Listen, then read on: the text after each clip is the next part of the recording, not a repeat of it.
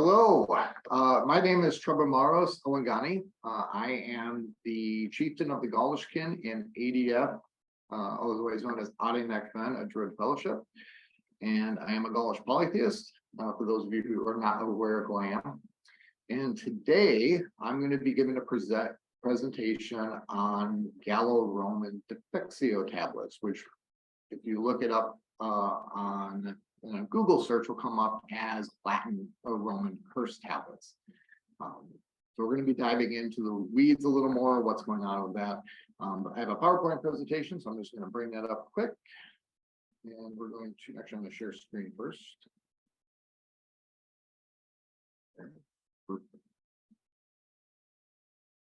So, come on. This was working. There we go. Okay, and can everybody see this okay?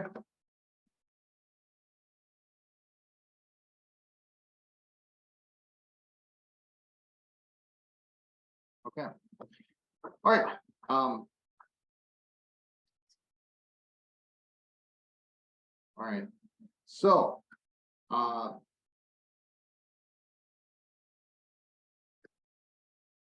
right.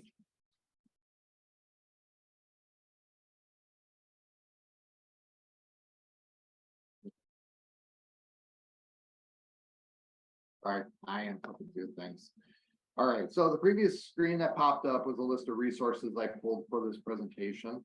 For people who are familiar with my blog, they will recognize this particular format. I'd like to start with the history and origins, and then move on to elements specific to the topic at hand, which in this case is Gaulish Defixiones. And then I like to finish off with thoughts and speculations. So for today, the history and origins, we're going to talk about the earliest evidence of these tablets and how they became used by the Gaulish people. Then we're going to talk about what makes Gaulish Defixiones different from their Mediterranean counterparts. And then in thoughts and speculation is just sort of a final up. Depending on how much time we have left, I may take questions, things like that. I'm just going to go through the presentation right now, so I'm probably not going to address the chat. But as soon as we get to the thoughts and speculation section, I'll start taking a look at the chat at that point and see if we can do some follow-ups. So what are defections?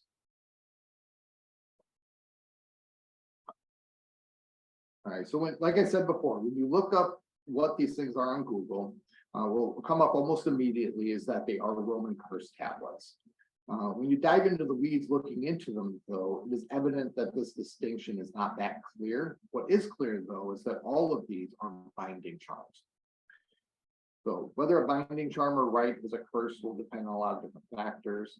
But one thing that we need to be careful of is not to impose our modern prejudice or presumptions regarding religion and magic onto cultural practices 2,000 years ago, which was a very central point in the last presentation, especially with all the other stuff that were discussed. These are different cultures with different worldviews from our own. So with the Defixiones, when you look at them, basically what they are, they're ritual tools to petition chthonic divinities to intervene in situations where an individual desires or needs assistance, or they're used in restitution from something that was seen as an injustice.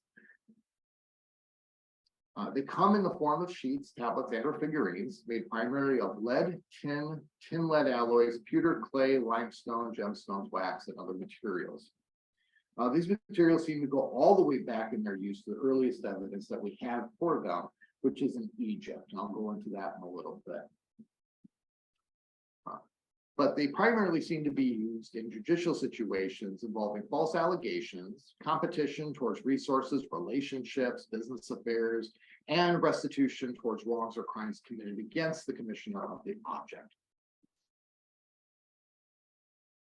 Now, judicial situations appear to be the earliest and most widespread use of the tablets, even to the point where lawyers were hired professionally, or lawyers would hire these people professionally to commission and create Defexios as part of the standard part of their court litigations in order to hinder the performance of their opponents.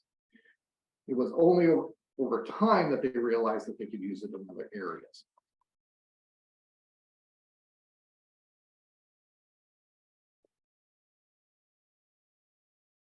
So as I stated in the last slide, the earliest evidence for Defixio that we have comes from Egypt, specifically the Egyptian charm book written during the Middle Kingdom, so around 2133 to 1786 BCE.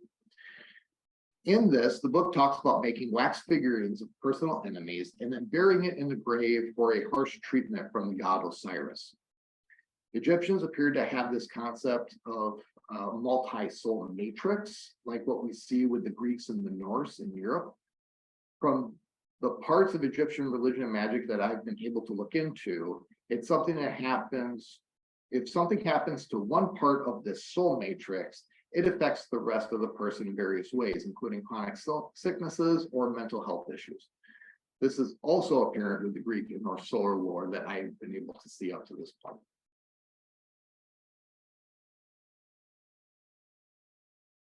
Also, the Egyptians felt that the soul parts and the spirits could possess objects and could be stored and carried around, kind of like what you see with shamanic practices, the idea of like soul catchers when they're doing healing and bringing soul fragments back to the person in order to be healed.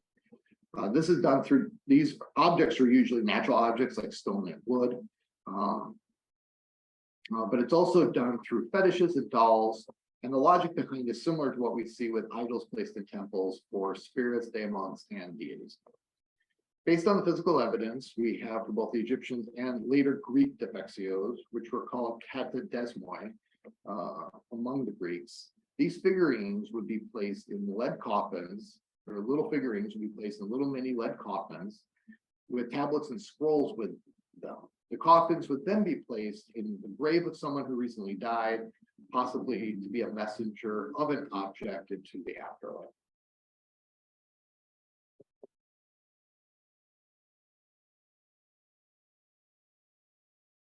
There, that helps. So by the 5th and 4th centuries BCE, we see these binding charms being used in various Greek colonies in the Mediterranean. The earliest use of them in the West was the western part of the Mediterranean, comes from the 4th century BCE on the island of Sicily, specifically at 2 necropolises and a sanctuary dedicated to Demeter. These Katadesmoi are almost identical to their Egyptian counterparts, except for the use of the Greek lettering in their inscriptions. We also see their use in various magical charm elements that people believe would give the object its own sense of magical agency. Certain elements that seem to pop up in these included elements that of writing words backwards, writing words upside down, as well as backwards sometimes, scrambled names and letters, something called voices mystica, which would appear to be distorted borrowed words from other cultures, but people thought were the voices of the gods and spirits being transmitted down. And there's also sigils and glyphs that represented sounds, words, and had symbolic meanings that would be inscribed into these objects as well. And many people felt that these objects would give the object or give the tablet an increased sense of power and agency. Given the Greek settlements in the southern coast of Gaul, one would think that this was when these sort of objects would be introduced to the Gauls and start seeing their use in Gaulish urban locations, but there's no evidence of this. What is clear from the evidence is that the use of Greek Katadesmoi appeared along Greek trade routes in various Greek colonies located on the Italian peninsula through the southern shores of Gaul and into the Iberian Peninsula, but remained isolated in their use amongst the Greek population.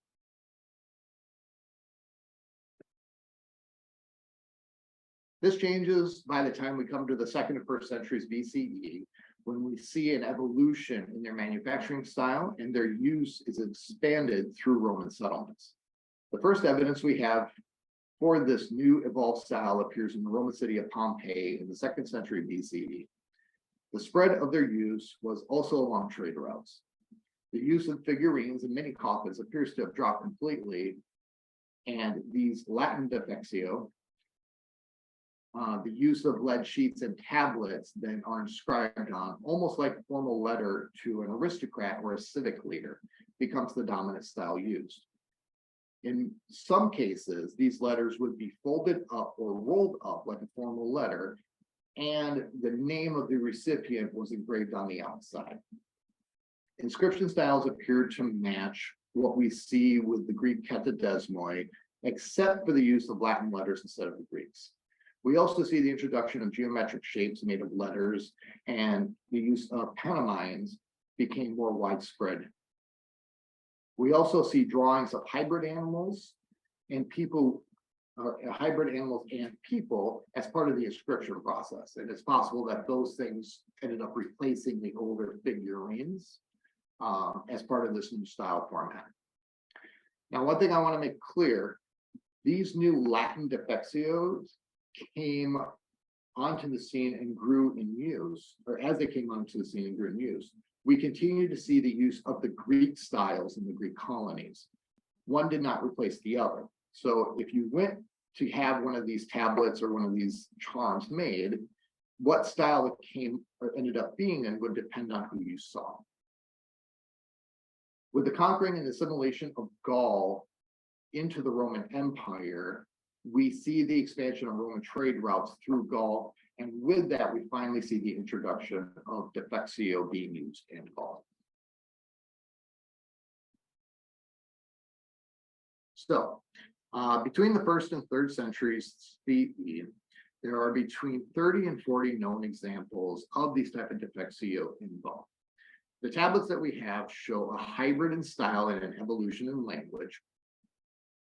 So when we look at the earliest examples we can have from Gaul in the 1st century, what we find are mostly Latin style defexios, but between 10 to 20% of them are written in Gaulish, not Latin. And there are distinct differences in the writing styles. By the time we get to the 3rd century CE, we see a clear evolution and blending of the Latin and Gaulish languages into something that is clearly Latin-based, but Gaulish influenced. We also see the incorporation of various other inscription methodologies and techniques from the Mediterranean. It still had its own regional distinctiveness, but by this point in the history, it is clearly just a regional variation for what we see in the rest of the empire. We also see by the time we come to the 3rd and 4th century CE, there is a massive drop in their use across the whole empire, which is clearly due to the systematic shift within the empire adopting Christianity as the state religion.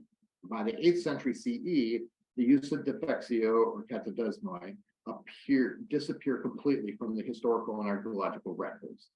And they don't come back again until around the 1700s in England, with the increased interest in classical culture during the early modern era.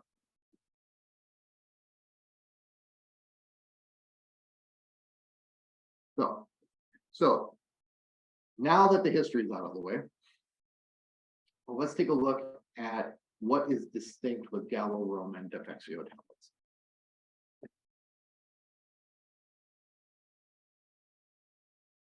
So what you have on the screen in front of you is an example of one of these early 1st century tablets, which was found in the area of France called Chamalières. And I apologize, French is not my first language, so if I butcher these words, I apologize. So as I noted before, when defexios started to appear in Gaul, they followed the same format as the Latin defixiones in regards to how they were manufactured, including being made out of lead sheets or tablets and being disposed of in wells, pits, and graves. However, there were distinct differences between what we see with the Latin ones and the Gaulish ones. So with this example, this one specifically was found at a location called the Rocks, near the town of Chamalières, France in 1968. It has been dated to around the first half of the 1st century CE. The tablet itself is roughly 60 millimeters wide, so about a little over 2 inches wide, by 40 millimeters high, so about 1.5 inches high, and in size, and is around 1 millimeter thick, so like 1/3 of an inch, not even 1/3 of an inch.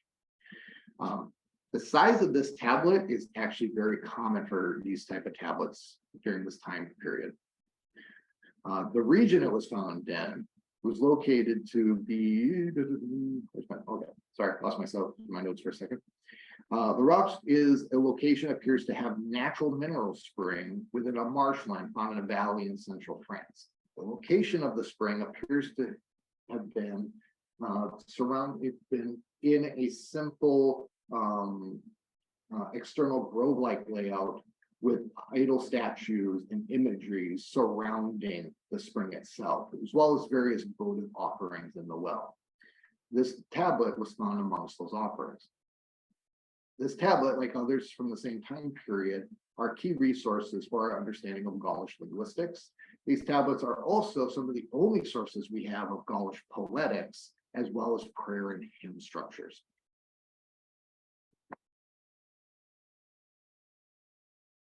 This tablet specifically appears to have 3 sections. The first one is an invocation prayer and is clearly written in a poetic style.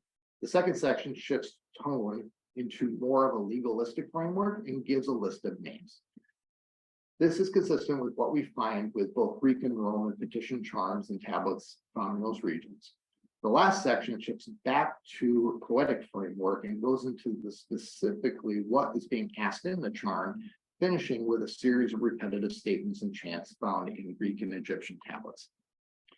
Given the time period that the Gaulish tablets come into the archaeological record, one could try to argue that these poetic forms are imports from Roman culture. However, the use of the poetics is not generally found with the Latin Defixio, except for a few cases, and in those cases, the poetics format is what we see with the Greeks, and that is different than what we see with the Gauls. Gaulish poetics uses a form of alliteration, which is focused on repetitive use of stress syllables to create a rhythmic sound when spoken. This is similar to what we see in certain types of chanting.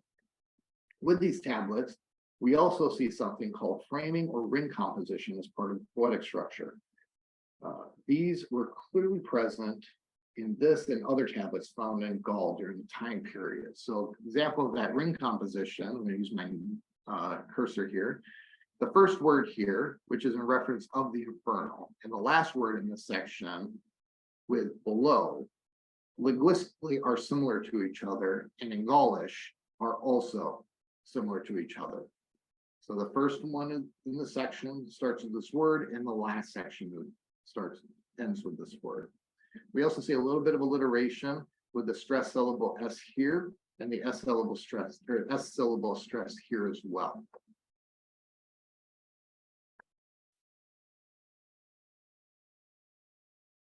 As we move to section 3 of the tablet, we see this continue. We also see the repetitive statements being used at the end that I mentioned earlier, which you can see with the last 3 lines here and these lines here. Also, since the second section is more legalistic, I left that part out of this presentation. The first line here, though, and this is technically the last section of the second part. But I put it into this presentation so you can kind of see the setup as it rolls back into the poetics. But even with the list of names in the second section, there does appear to be some following of the rules of alliteration with how those names were ordered. But when you look at what's going on with the tablet, it's clear that they are petitioning to undo a wrong that had been done to them, which I stated at the beginning of this presentation is one of the main reasons why these tablets were commissioned, to bring justice for a wrong that was done.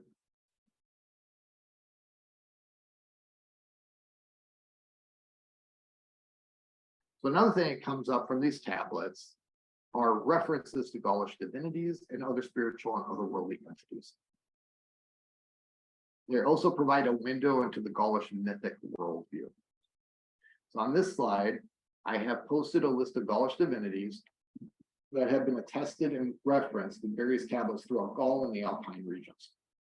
Some of these you'll recognize, like Ogmos and Urcanera. Others, like the Sokovi and this goddess here, which I am not going to try to pronounce her name. My Gaulish is not good enough to try to do so. Might be someone who's new.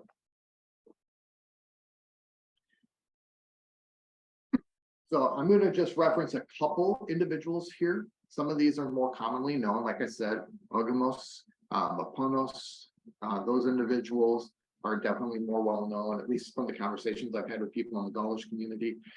The two that popped up in these that I thought were interesting were the Sokovi. The Sokovi are referenced on two tablets dated around the 1st century CE, and their name means cutters. The Sokovi were called upon as powers of the infernal gods and may be in reference to an association with fate or possibly embodiments of justice or vengeance. The deity below them, like I said, I'm not going to try to pronounce her name. I've tried, it's not working. Anyways, but she is referenced in a tablet found in Lazac, France. It's the only known source for her name, and the root of her name means to seek. The first part of her name, which is right here, does seem to have linguistic connections to a word in Middle Welsh, which was used in legal affairs, specifically in acquittals of charges or accusations. People are speculated that this particular goddess was a goddess of knowledge and truth and justice, similar to Minerva, but also had aspects like the Greek and Roman Furies to seek out injustice when defamations and wrongful accusations were done against people.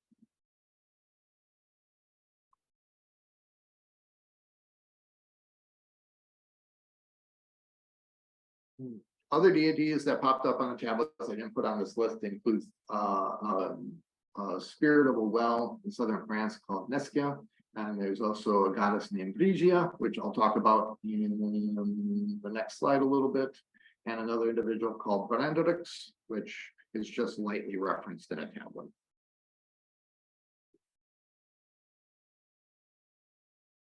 So as I mentioned earlier, these tablets are full of attested Gaulish words and phrases. They also show the evolution of the Gaulish language during their assimilation into the Roman Empire. One could do a whole presentation on the linguistics found in these tablets, and that is beyond the scope of this current presentation. However, if one wants to build their understanding of Gaulish language, or if you want to follow more of a Gallo-Roman path, and you want to get a better understanding of how Gaulish and Latin blended into something uniquely its own, I would highly recommend studying these tablets. The book Celtic Curses by Bernard Mies is a great resource to get started. It's a little pricey. It's about $80, I think, last I looked, but it's a great place to start. There's also academic articles on Celtic poetics to help shed some light on this topic as well. What we have here are a list of terms that I found to be insightful in regards to function and to the perception of what these tablets were doing for the people who were commissioning them. So what I've done here on the slide here is I wrote the word, I got basically what it translates to, and I tried to list where it was located. So I'm going to leave this up for about a minute in case people want to jot down notes. There are a couple of things that are on here that I think is really interesting. The first one is this one right here. This here is the only attested word that I've seen in my studies for the Gaulish word for a seer or an oracle. And it's found on 2 locations, and it's spelled exactly the same in both locations. These 3 words here are more Gallo-Latin hybrids, but this word here, which means malediction, is primarily Gaulish. And it's interesting because it translates literally to bad death song. And I think it's interesting because of that translation.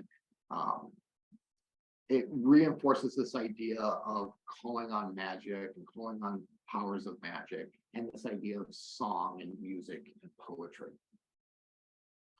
And these words here are primarily Latin, but I put them in here because they reflect a particular concept that people think ties into the process these tablets went through in their creation and execution. So the first word here is a Latin term. It references the practice of divining or seership. The second word, which is right here, talks about specifically of the act of restraining, so the actual act of binding itself. And the last word, which is right here, is reflective of offering or giving offerings and disposing of things. So people believe that this series of words here, which is actually tested on one of the tablets, on the Lazark tablet specifically, talks about the process that these things would go through in their creation. And the last one I threw on here, this one, Phrygia, was mentioned earlier in the tablets. And those, many of us did not start with Gaulish polytheism. Many of us started with either Irish or Scottish Celtic paganism, and our path took us to the Gaulish path. And many of us have Phrygia, or the Irish goddess Brige, on our home shrines as goddess of the heart. This Latin term, this Gallo-Latin term here,